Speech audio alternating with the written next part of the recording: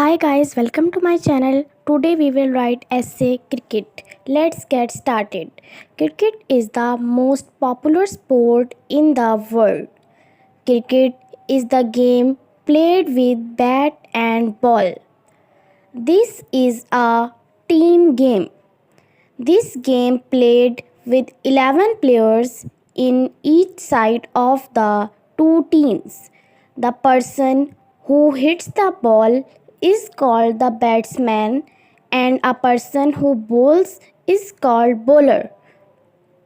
Two judges stand on the field. They are called umpires.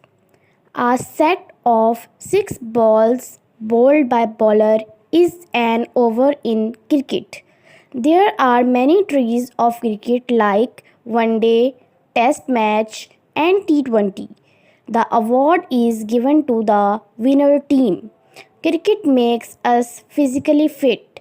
If you like this video, please hit the like button and subscribe my channel for more videos. Thank you.